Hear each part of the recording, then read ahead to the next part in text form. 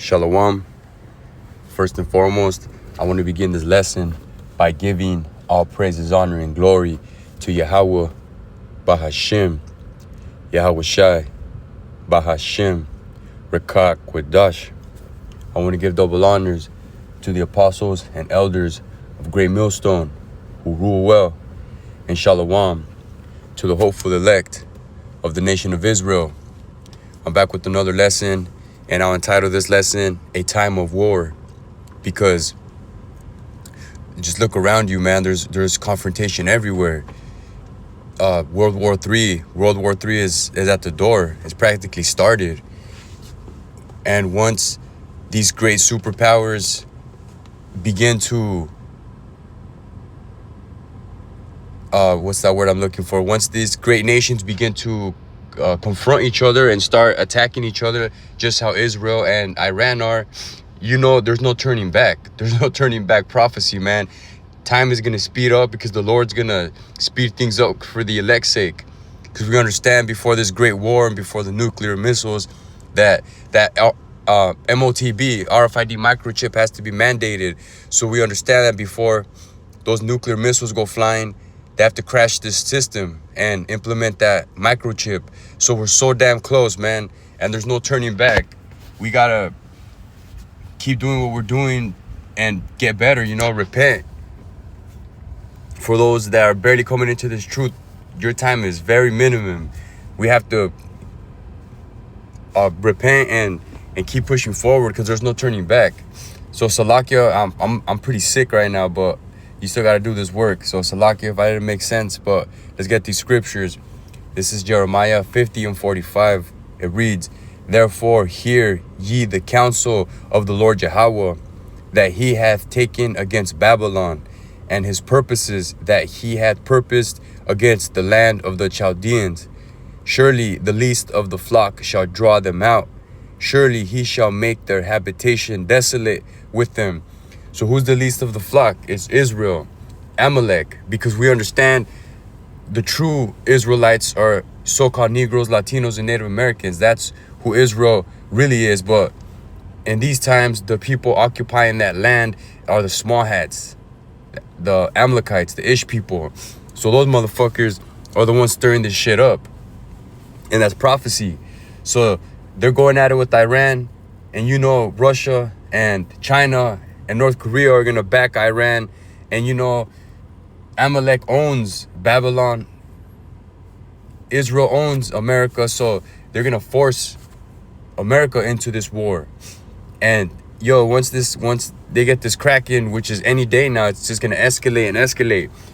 Man, the Lord's going to be moving fast. So we're in very exciting times. Let's get Revelation 11 and 14. "The second woe is past, and behold, the third woe cometh quickly." And that's that third world war, man. That third world war. So we're very fortunate to be in this small circle of the hopeful elect, because I have family members that they see, anybody with eyes can see this shit is going down the drain. The society, America's going down the drain. So they're all flocking to their church houses. I know people flocking to these Christian church houses, worshiping Jesus, saying, hey, it's all right. Jesus is going to come back before all this happens. And these motherfuckers are through, man.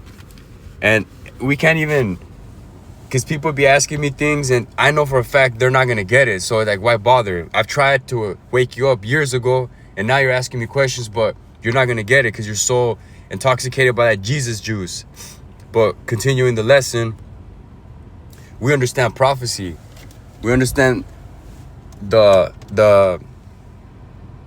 order that these prophecies are going to go. So before Yahweh Shai returns, our king, Yahweh Shai in that fathership, what did he say? Matthew 24 and 6. "And ye shall hear of wars and rumors of wars. See that ye be not troubled, for all these things must come to pass, but the end is not yet."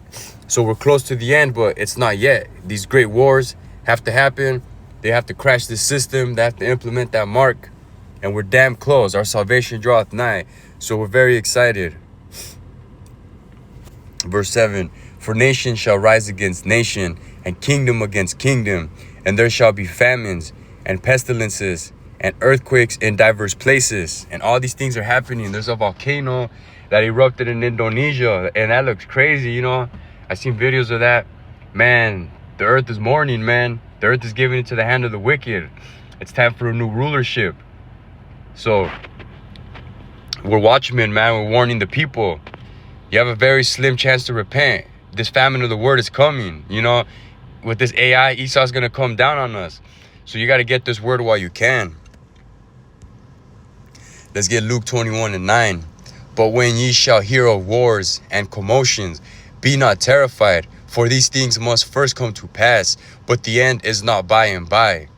So we understand these things have to come to pass. A lot of these bugged out Christians be like, oh, there's gonna be a rapture before the tribulation. Oh, we're gonna be all right. They're in denial. But hey, we're gonna be in the midst of this chaos. We're gonna be in the midst of Jacob's trouble. But the Lord is gonna be protecting his elect, you know. He's going to be hiding us from the enemy and guiding us, because we're not going to take that chip. So we're still going to eat. What does Isaiah, the book of Isaiah said, my servant shall eat. And we have faith in that. Let's get verse 10. Then said he unto them, nation shall rise against nation, and kingdom against kingdom. And yo, this great war is coming, man. This great war is here. And you best believe that there's going to be a draft. Salakia. Because no one's trying to fight. You know, there's a bunch of effeminate men in this society. Ain't nobody trying to fight for America. So they're going to force their asses to fight.